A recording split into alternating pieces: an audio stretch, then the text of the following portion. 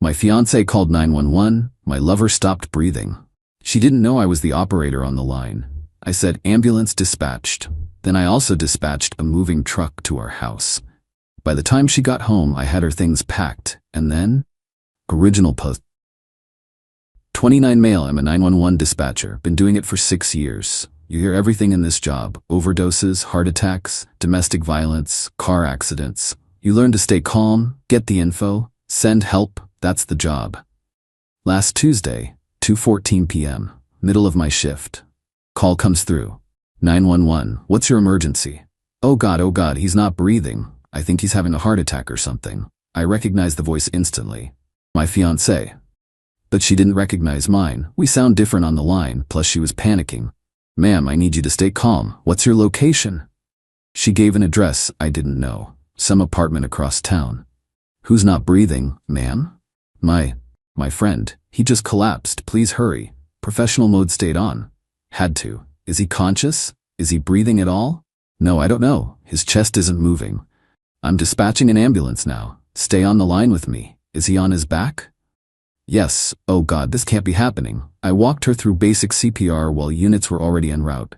Kept my voice steady, clinical, did my job. But my brain was going a million miles an hour. She was supposed to be at work. She'd told me this morning she had a full day of meetings at the office. She's a marketing coordinator. What friend was this? Why was she at some random apartment? The medics confirmed arrival. Ma'am, help has arrived. They'll take over now. Thank you so much. She hung up. I sat there for maybe 10 seconds, then I flagged my supervisor. I need to take an early lunch, family emergency.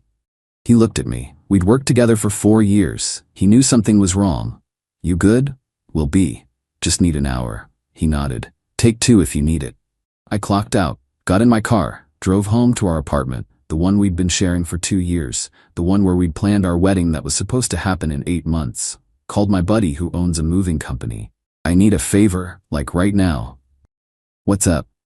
Relationship emergency. Need to pack someone's stuff fast. Say no more. I can have a guy there in 45 minutes. I started in the bedroom. Her clothes, packed into suitcases I pulled from the closet. Her toiletries from the bathroom into boxes. Her books, her decorations, her laptop, everything that was clearly hers. The moving guy showed up. His name's irrelevant, but he's saved my rear on emergency calls before. He took one look at my face and said, "Where am I taking it?" Storage unit. I'll text you the address. I'd rented one online while packing. $89 for the first month, worth every penny. By 4:30 p.m., her stuff was gone. The apartment looked different. Emptier, but cleaner somehow. I went back to work for my evening shift. Finished at 11 p.m. She got home at 11:47 p.m. I was sitting on the couch, waiting. She walked in, saw me, smiled. Hey babe, sorry I'm late, work dinner ran long. That's funny, I said, because you called 911 at 2:14 this afternoon from an apartment I've never heard of, reporting that your friend wasn't breathing? Her face went white, like actually white. What? I was your dispatcher, small world, huh? She just stood there, frozen. He okay, by the way? Your friend? The medics got there pretty fast. That wasn't, I can explain. Cool. While you do that, let me explain something. Your stuff's in a storage unit, Unit 247 at the facility on Morrison Street. Here's the key. I tossed it on the coffee table. First month's paid. After that, you're on your own. You can't just... I can. I did. This is my apartment, my name on the lease. You moved in 2 years ago. Where am I supposed to go? Not my problem anymore. Maybe your friend's place? Oh wait, he might still be in the hospital. She tried tears next. Please, can we just talk about this? We are talking. I'm talking. I'm telling you we're done. The engagement's off. I pulled the ring off, the reason $200 ring I'd saved 8 months for. Put it in my pocket. I'll see about returning this. You need to leave. It's almost midnight. Then you better start making calls. She stood there for another minute, then grabbed her purse and left. Slammed the door so hard the neighbor knocked to ask if everything was okay. I told him we were fine. Just a breakup. He nodded sympathetically and went back to his place. That was 3 days ago. My phone's been blowing up. Her mom, her sister, her friends, all saying I overreacted, that I'm cruel, that I didn't give her a chance to explain. Here's the thing though, she called 911 because her affair partner had a medical emergency. She wasn't calling to confess. She wasn't calling to end it, she called because she had to, and I just happened to be the one who answered. So no, I don't think I overreacted. Update 1 week later. The fallout's been interesting, and by interesting I mean exhausting. First, the storage unit. She went to get her stuff the next day. Apparently called her mom crying about how I threw her out with nothing. Her mom called me. That conversation went well.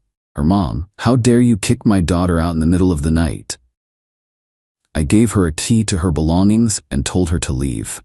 It was 11:47 p.m., hardly midnight.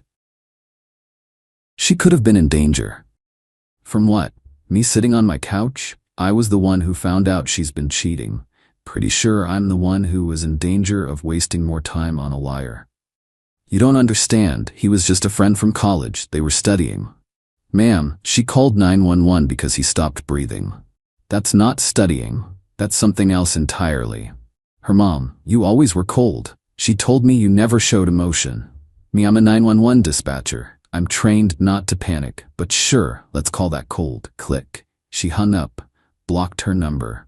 Then came the mutual friends. We have maybe 6 couples we hung out with regularly. She got to 3 of them first. Spun some story about me being controlling and jealous. That the friend really was just a friend who had a medical emergency, and I used my position to snoop on her. The other 3 called me directly. Told them the truth. They believed me, especially after I explained that she lied about where she was that day. Hard to explain away calling 911 from some random apartment when you're supposed to be in meetings.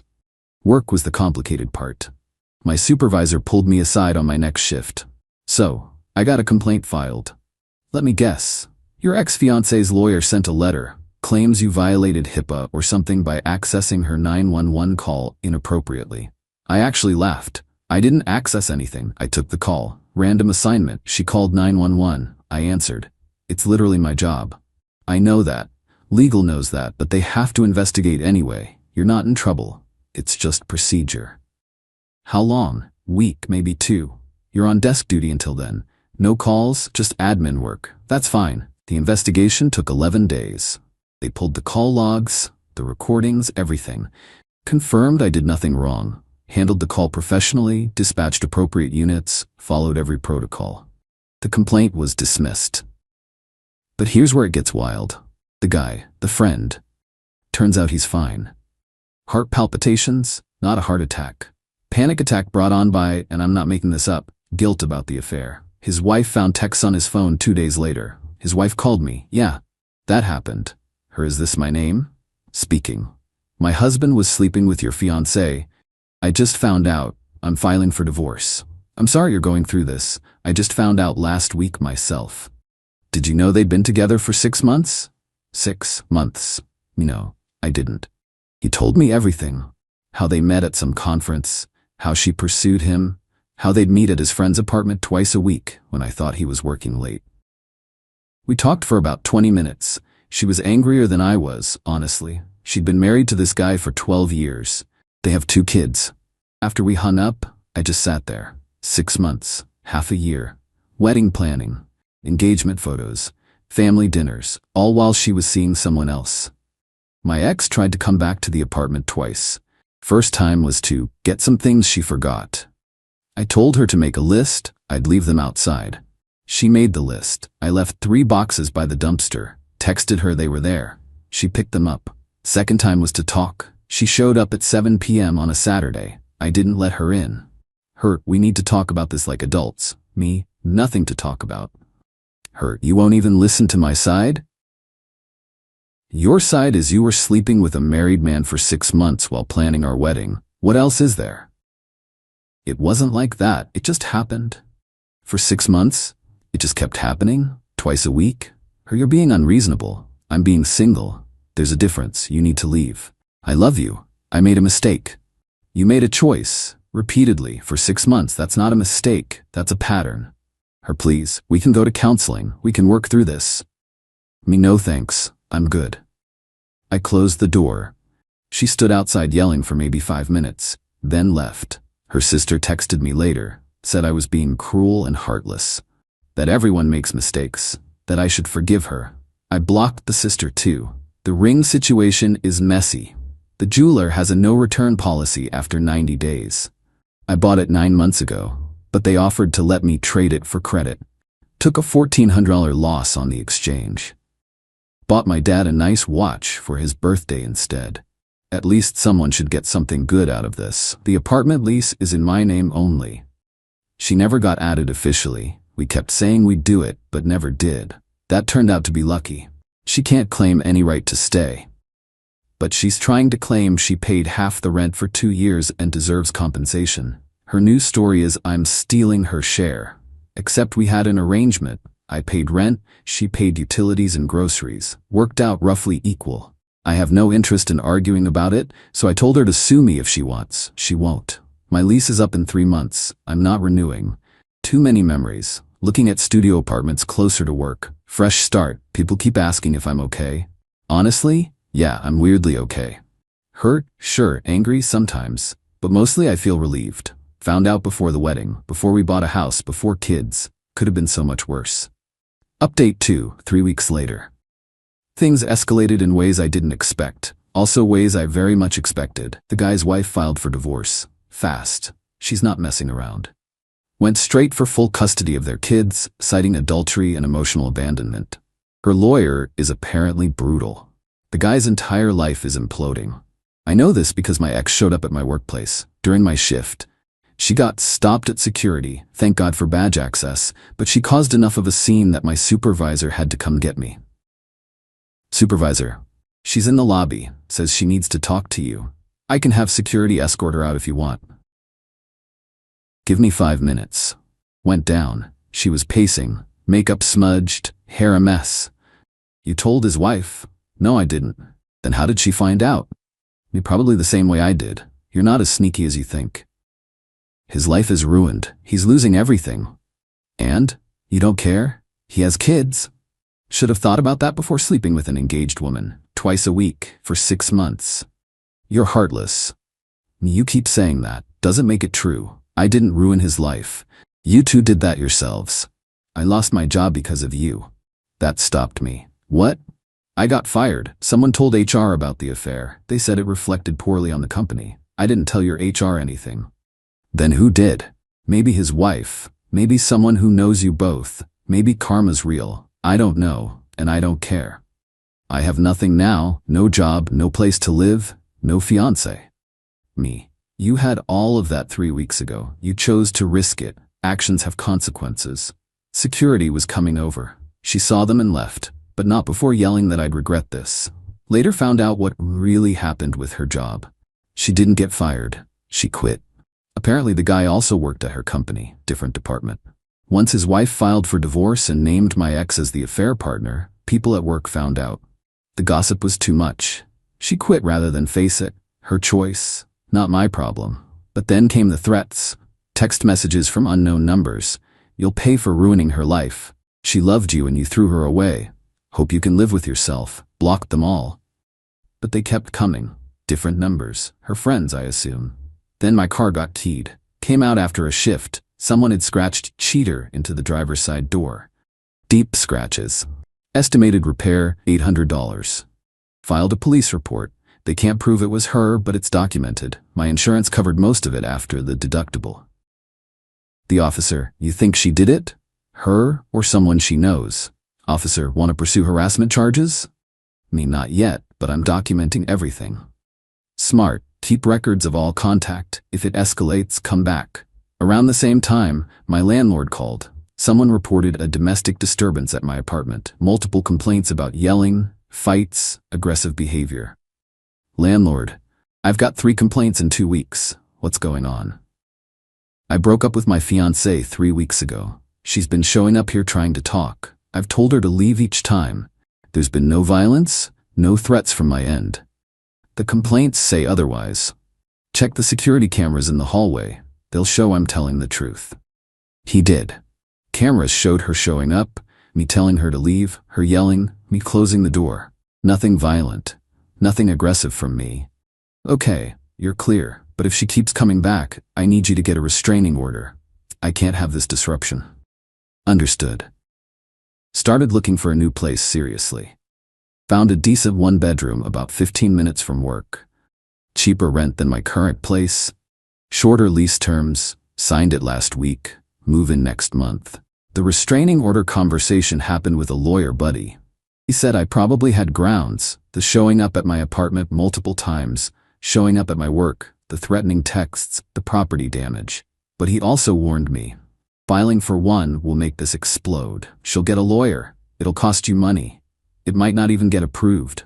Are you sure you want to go that route? Not yet, but if she keeps pushing, yeah. Her mom tried one more time, left a voicemail because I blocked her number. You are ruining my daughter's life. She made one mistake and you're punishing her forever. She's staying with me now because she has nowhere to go. She's depressed. She's not eating. This is your fault. You need to forgive her and work this out. That's what adults do.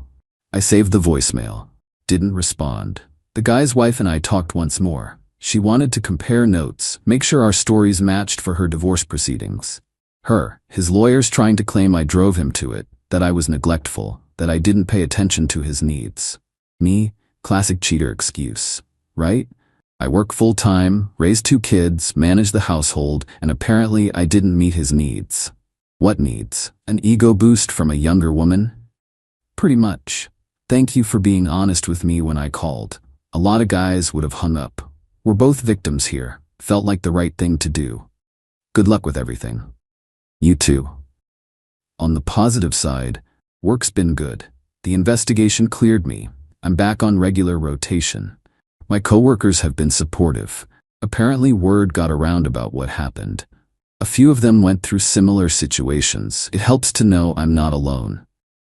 Started therapy.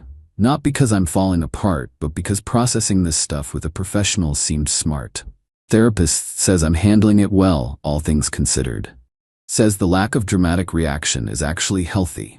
I assessed the situation, made decisions based on my boundaries, and stuck to them. The engagement photos are still on her social media. She hasn't taken them down. I untagged myself. Haven't checked her pages since. 3 more weeks until I move. Then new apartment, new start, new chapter. She can keep the drama. I'm done with it. Final update, 2 months later. Final update because people keep DMing asking how it ended. Moved into the new place 6 weeks ago. It's smaller, but it's mine. Nobody else's stuff. Nobody else's memories. Just me and my furniture and my life. The harassment stopped after about a month. The texts, the showing up, all of it. I think her mom finally convinced her to move on. Or maybe she found someone else. Don't know. Don't care. The restraining order never happened. Didn't need it. She disappeared from my life as quickly as she'd inserted herself into it. Found out through mutual friends what happened to her. She moved back in with her parents. Got a new job at a smaller company. Less pay, fewer benefits.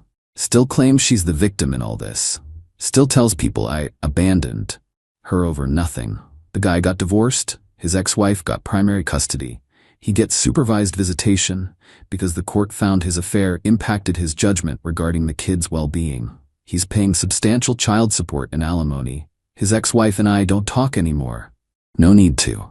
We both moved on. The mutual friend situation resolved itself. The 3 couples who believed her side stopped inviting me to things. That's fine. The other 3 doubled down on our friendship. Quality over quantity. Financially, I came out okay. Lost $1,400 on the ring exchange, spent $800 on car repairs, but I didn't lose a house, retirement funds, or years of marriage. Could have been so much worse. Work's been steady. I'm good at my job. The whole situation actually made me better at it. I have even more empathy now for people calling in during their worst moments. Dating? Not yet. Not ready. Maybe next year. Maybe longer. I'm okay with being alone right now. The apartment's quiet, I work, I come home, I cook dinner, I watch TV, I sleep. Some people would call it boring, I call it peaceful. My supervisor checked in on me last week. You doing all right? Yeah, I'm good. You seem different, lighter maybe. Probably because I am. And I am. That's the weird part. I thought I'd be devastated, broken. Instead I feel free. The therapy helped. The therapist pointed out that I never really processed red flags during the relationship. The times she was secretive with her phone, the work events that ran late, the way she'd pick fights before going out with friends. Looking back, the signs were there. I just didn't want to see them. But that 911 call forced me to see everything. Crystal clear. No ambiguity, no gaslighting, just her voice, panicking about another man. Sometimes I wonder if I should have tried to work it out. Gave her a chance to explain. Gone to counseling. Then I remember, 6 months, twice a week, while planning a wedding, and I know I made the right call. My dad asked me last weekend if I hated her. No, not even a little. I'm disappointed. Angry sometimes. But hate? That takes too much energy. Good. Hate would mean she still has power over you. He's right. She doesn't have power over me anymore. The engagement's over. The relationship's over. The drama's over. What's left? My job, my apartment, my life, my future. And honestly, that's enough.